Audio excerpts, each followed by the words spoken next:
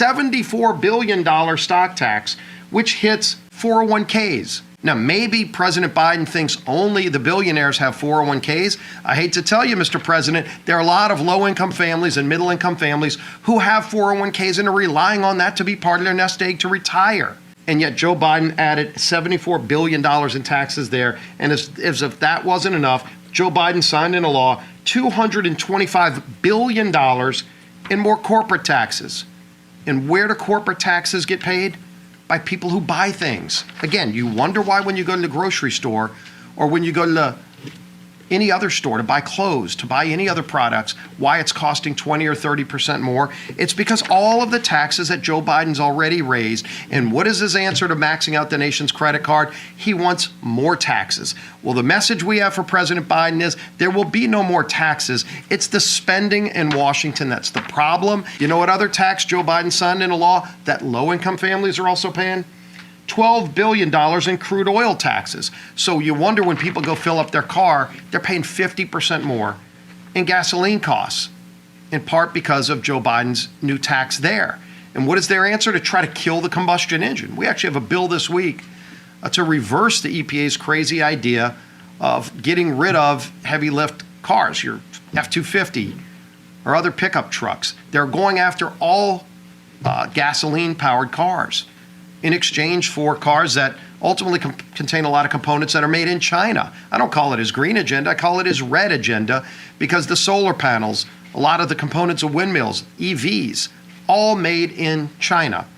And so the president keeps taxing those low-income families.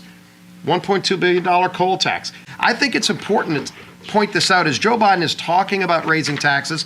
Look at some of the taxes that Joe Biden has already signed into law to raise on hardworking families. These tax increases under Joe Biden's first 2 years in office are some of the reason that inflation is so high. Some of the reason why energy costs are so high for families, 40% more for household electricity rates. And people would ask, why is that?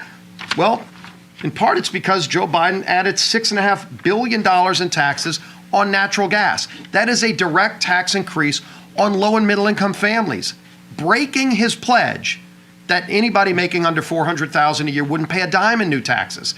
Well, I guess he was right about the dime, because it's a lot more than a dime in new taxes than that families are paying. And I'm talking about families making under $60,000 a year who are paying this natural gas tax.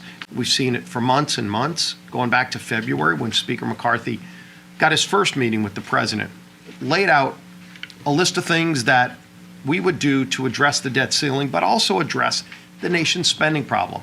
And let's keep in mind, when the country hits the debt ceiling, it's in essence because the credit card of the nation got maxed out. It got maxed out because Washington is spending more money than it takes in. So of course, we say make the minimum payment, but you also, any family, would also get control over spending rather than just give another credit card to go max out. And that's really where we're at a crossroads in this negotiation. President Biden hasn't taken this seriously. He took almost 100 days off in refusing to negotiate with the speaker. We didn't take any time off. We actually went to work saying if the president is going to just sit this out, try to run out the clock and create a debt crisis in America, and it's the spending in Washington that we have to address to solve this situation we're in with the debt ceiling. That's why we passed a bill to do it.